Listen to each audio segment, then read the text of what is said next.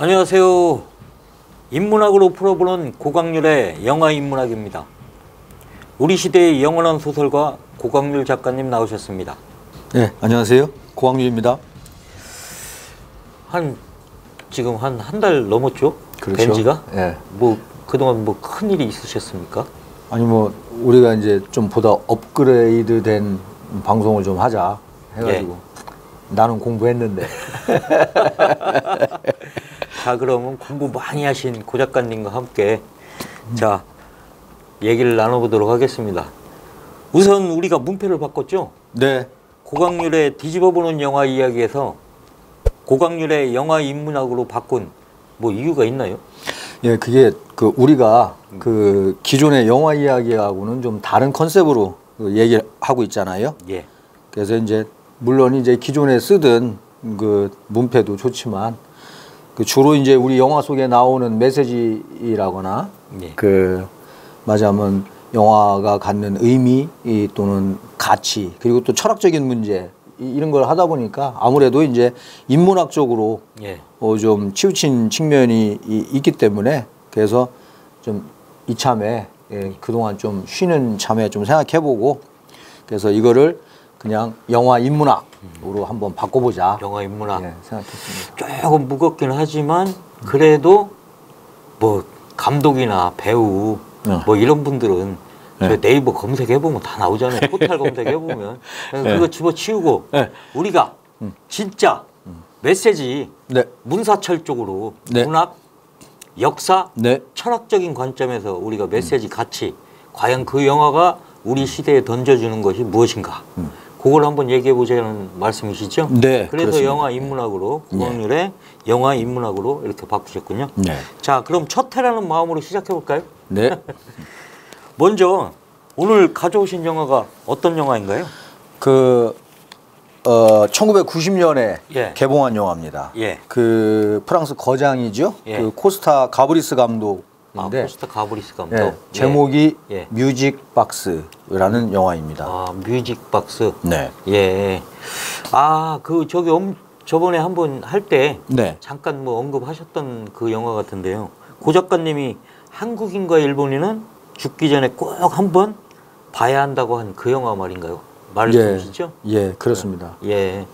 특히 한국인들 꼭 봐야 할 영화이고 일본인들도 과거 역사를 현재적 시점에서 어떻게 봐야 하는가 그런 걸 생각할 때 꼭 봐야 되는 그런 영화입니다.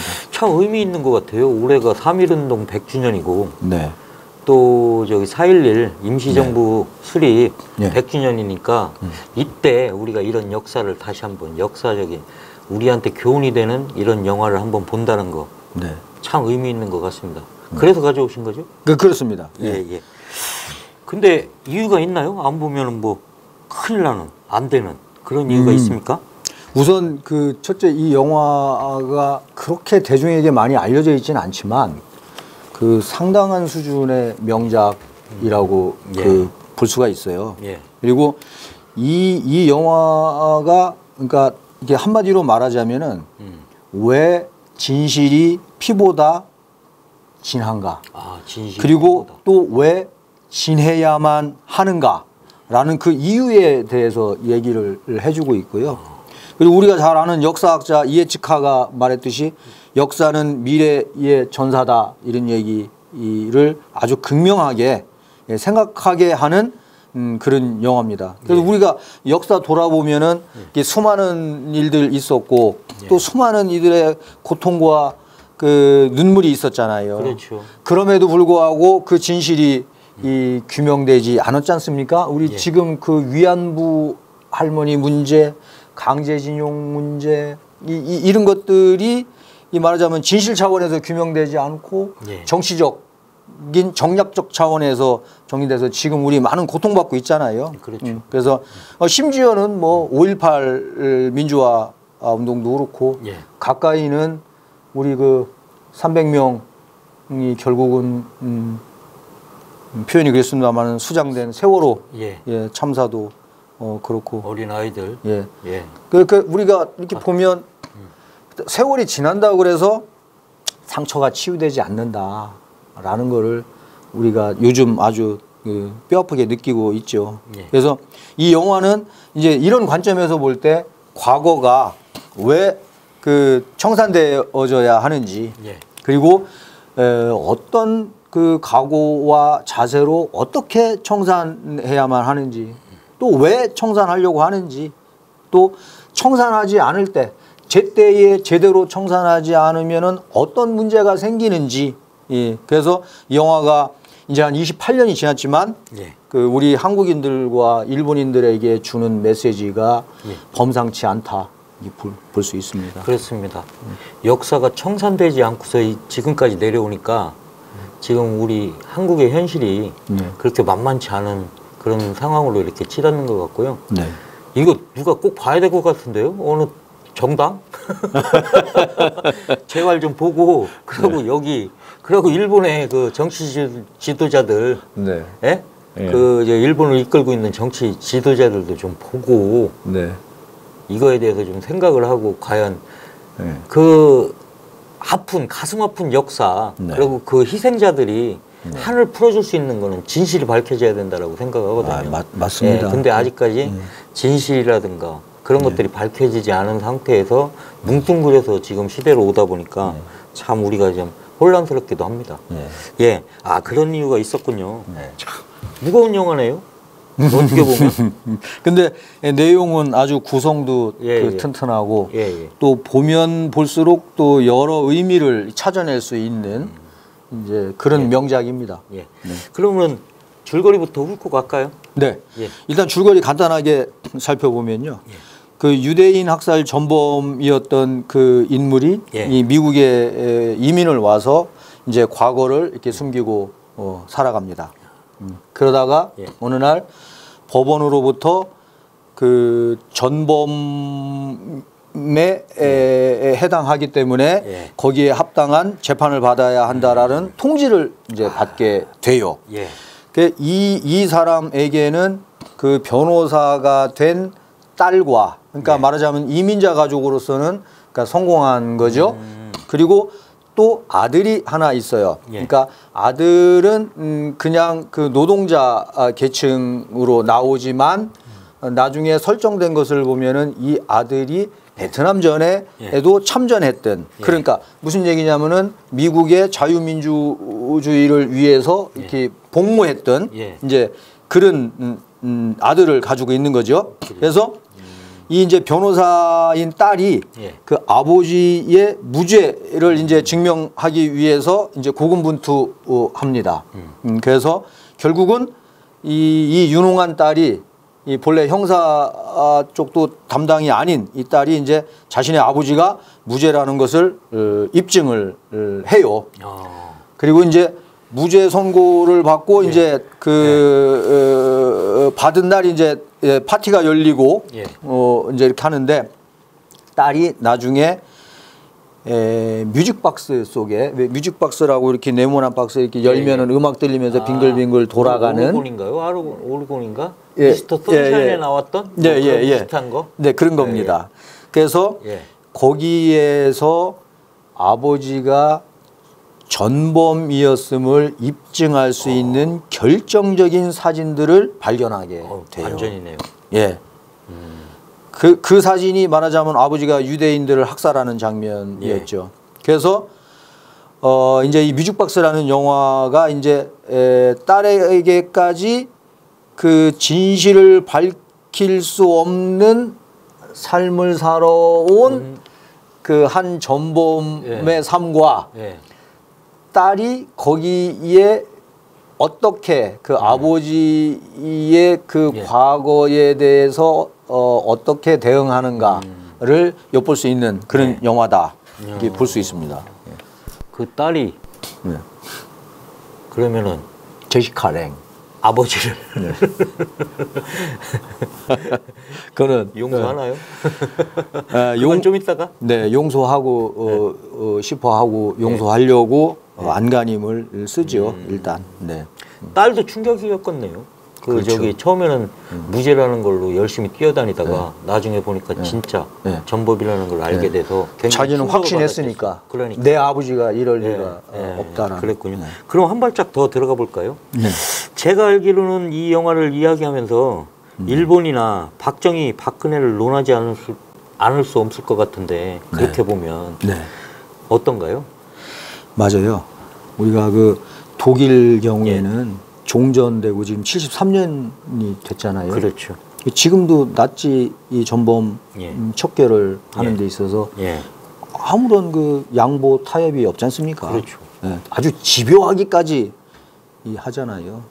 그 독일이 그 당시에 그 침략한 나라들이 뭐 폴란드, 프랑스 등 해가지고 11개국이에요. 그리고 유대민족하고 집시까지 거기에 말살을 하는데 해당됐죠. 그렇죠. 이 반면에 이제 일본은 또 어떠냐? 이 결국은 같은 시기에 벌어진 거 아닙니까? 그렇죠. 우선 이렇게 보면 하켄 크로치기라고 나치 전범기 혹시 막 걸고 다니고 이러는 거 보신 적 있어요? 예, 이렇게 된 십자가 비슷하게 된 하켄. 그게 독일에서 허용되고 뭐 그렇지 않잖아요. 그렇죠. 지금 그 못 걸고 이렇게 하잖아요. 불법으로 이렇게 한다고 그러던데. 그러면 여기에 상응하는 것이 그 일본 일장기잖아요. 우길승천기. 우길승천기.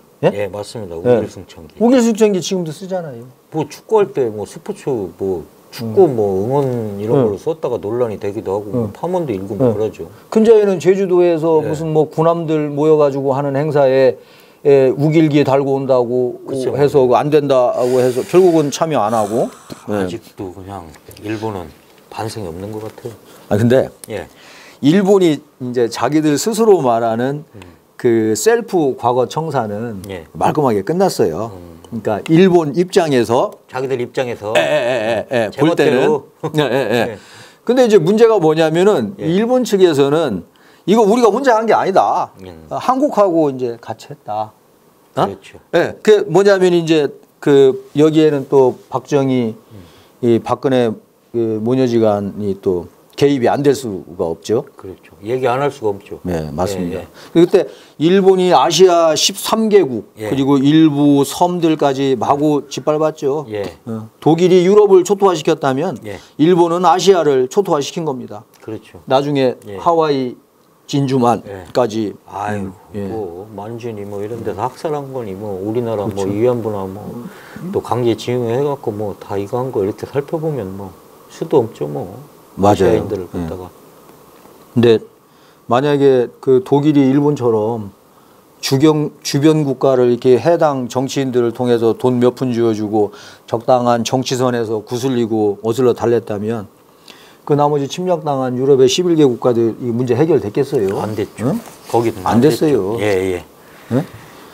근데 그 지금 일본 같은 경우는 뭐 그냥 저기 돈 좀 이렇게 주고 뭐 차관 영식이건 뭐 이렇게 해가지고 지원해주고는 그냥 이 적당히 무마하려고 한 거죠. 그 전에 그 3년도인가요? 낙가소내 수상이 할 때도 그 뭐 그 한일 그 젊은이들의 청년들의 그 친선 교류라는 게 있었어요. 그게 청년이라고 하면은 35살까지도만요. 그 법적으로. 그 제가 우연찮게 저도 다녀온 적이 있는데 거기에서 이제 여러 아시아 국가의 청년들을 봤는데 그 나중에 가만히 생각해 보니까 그게 전부 일본이 그 침략했던 나라들의 젊은이들이더라고. 그걸 이제 모아서 그 일본에 대해서 이렇게 말하자면은 그 홍보하는 이제 그런 행사였어요. 거길 갔다 오신 거예요? 그렇죠. 1995년이네. 95년에 벌써 뭐 20몇 년 지났네요. 그렇군요. 그렇게 한다고 해서 그게 상처가 그 치유되는 건 아니잖아요. 그렇죠. 근데 이제 우리나라 경우는 그 박정희 그 저 정권 때 정치인들 그 일본하고 이렇게 만나서 그 밀실에서 만나가지고 필요할 때마다 수시로 제멋대로 정치적으로 과거청산을 한 거잖아요. 그렇죠. 예? 예. 이게 거슬러 올라가면은 그 쿠데타 정권 잡은 박정희가 그 정권의 이제 정당성 확보하기 위해서 그 당시 그 어려웠던 그 먹는 문제, 예. 그 보릿고개 해결해 줘야 되잖아요. 그렇죠. 예. 경제 발전시켜야 되고 그러다 보니 종잣돈이 없지 않습니까? 그렇죠. 그걸 할 수 있을 만한 그러니까 이제 결국은 이제 식민보상 청구권을 이제 들고 일본에 간 거죠. 그래서 3억 달러를 받아온 겁니다. 당시 이거, 3억 달러. 예. 이것도 구걸하듯이 김종필이 갔죠. 그때 예, 김종필 오히라 회담. 회담에 예, 아마 아실 겁니다. 그래서 왜 1962년인가쯤에 그 한일 국교 수립 반대 시위하고 막 그랬었잖아요. 뭐 그랬었죠. 예, 그랬었다고 하대요. 그때 이명박 씨가 또 거기 나왔었다고 또 그래? 얘기하는 거 아니에요. 그래서 그 감옥 갔다고. 고대 다닐 때? 예. 근데 이게 보면 예. 이 그 식민보상 청구권이라는 게 이 필리핀은 우리 3억이라 그랬잖아요. 그렇죠. 필리핀은 5억 4천만. 인도네시아는 4억. 예. 베트남은 3억 9천만 달러. 근데 우리는 3억. 근데 우리가 피해는 더 많이 입은 걸로 이렇게 그렇죠. 나왔나요? 예. 거기는 그냥 뭐 그렇지. 뭐 거기는 그냥 아니었잖아요. 예. 그렇지. 예. 근데 우리는 3억밖에 안 하고 구려개구라고 말할 수밖에 없는 거네요. 지금 그렇죠. 역사적으로 이렇게 볼 때도 그렇게 하고 아무도 모르게 그렇게 하고. 그렇지. 그래서 자기들만 자기들끼리 이렇게 해가지고 이 한일 문제를 퉁치기로 한 거야. 그러니까 지금 아베 입장에서는 그런 거지. 니들 옛날에 그거 다 했잖아. 우리가 다시 재론하지 않기로. 이제 만약에 예를 들면 이제 그런 거죠. 근데 이게 또 여기에 정작 피해자들은 그거에 대해서 용서하지 않았는데. 그렇지. 자기들이 뭐라고 가갖고 3억 얼마요? 3억 달러? 3억 달러. 3억 달러에 그걸 갖다 퉁치기를 하고 오면. 그래서 우리 옛날에 그 1962년부터 시작된 경제개발 5개년 계획하고 했죠. 포항 제철 짓고 그런 그 돈에 학교 다닐 때 그거 엄청 해왔습니다. 경제개발 5개년 계획 맨날 시험 나와갖고. 국민교육 헌장도 해야 되고. 그렇죠. 근데 이때 3억 달러 말고 2천만 달러의 정치 자금을 받았어. 그거는 확인된 사항인 거예요? 뒷구멍으로. 이게 의혹이 있는 거예요? 아니면 아니야. 의혹이. 그러니까 그 전까지는 의혹이었고 그 김종필 씨도 살아 있을 때까지 난 아니다. 뭐 이렇게 계속 이렇게 했는데 이게 이제 오히라와 그 치욕적인 그 협상을 맺으면서 이제 김종필이 뭐 역사 앞에 뭐 맹세하고 뭐 이렇게 딱 잡아뗐잖아. 이게 추악한 거짓말이라는 게 이게 드러났잖아요. 왜냐하면 기한이 지난 외교 문서가 공개되면서 이게 만천하에 된 거야. 이거 뉴스에서도 전부 다 얘기됐지. 그래도 우리가 그 김종필 저기 존경하는 그 정치인들 많잖아. 그렇죠. 지금 이제 전두환 존경하는 사람들도 많잖아. 가가지고 이렇게 문안 인사 드리고. 충청 대망론 뭐 이런 거에 뭐 1세대였으니까. 그 김동길 그 훌륭한 분도 이렇게 이 생일날 찾아뵙고 뭐 건배사 하시고 뭐 그러신다면서요. 그러니까 그게 참. 근데 이게 사실 이제 또 일본 입장에서 볼 때는 우리가 이해할 수 있는 게 뭐냐면은 대체 이게 한국은 몇 명의 정치인하고 몇 대에 걸쳐서 몇 푼을 쥐어줘야만 과거 청산이 된단 말이냐. 이렇게 또 개탄을 할 수 있어. 그럴 수도 있죠. 걔네들 입장에서는. 근데 이제 물론 자기들이 한 부적절한 협상 이런 거 이제 묻어두고 뭐 그 박근혜 때도 하고 그랬잖아요. 그 2015년 12월 28일 거야. 불가역적 뭐 그 해결 뭐 해가지고 위안부 문제로 10억 엔 주고 끝내자. 시위재단 만든다. 그러니까. 그래 이번에 그거 다 해소시켜 버렸잖아요. 그러니까.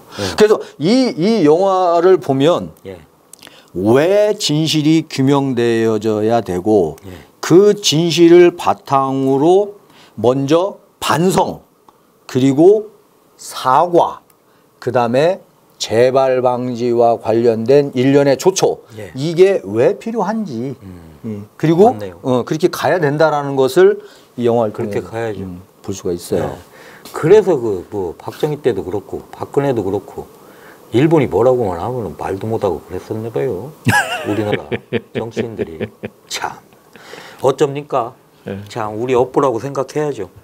그렇지 않아요? 예. 근데 사실은 그 업보가 아니라 우리가 스스로 그 자초한 거죠. 그러니까 우리가라는 얘기는 일부 정치인들 우리 자초한 거고.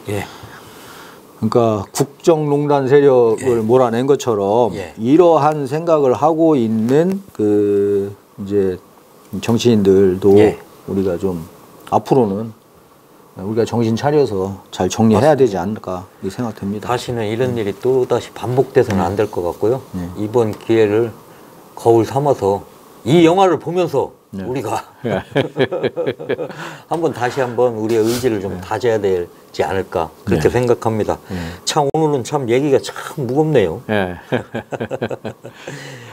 너무 무거워서 참 발자국 떼기가 힘든데요. 그래도 우리가 여기 작가님 이렇게 소중하게 모셨으니까 할 일은 해야죠. 그런데 영화를 보면 어디서 많이 보던 프레임이 나오던데요. 보니까. 그런 프레임 있어요. 그러니까 뭐냐면 궁지에 몰린 과거 우리 독재 정권이 만들어냈던 것처럼 궁지에 몰린 전범이 빨갱이? 최근에 프레임. 뭐 문재인 대통령이 3.1절 건국사에서도 아니 3.1절 그 저 기념식에서도 그 말씀하셨지만 일본인들이 빨갱이라는 색깔론을 갖다 뒤집어 씌워서 우리가 지금까지도 색깔론에 이렇게 되고 있다. 그런 얘기를 하잖아요. 이승만이가 잘 그 저기 이용해서 발전시켰죠. 발전시켰는데 여기서도 그런 그 저기 뭐 공산주의 프레임 이런 걸 갖다가 만들어서 위기를 모면하는 게 나오더라고요. 그렇습니다. 그렇지 않나요? 여기에 나오는 그 여자 주인공 그 제시카 랭이 그 애니라는 변호사예요.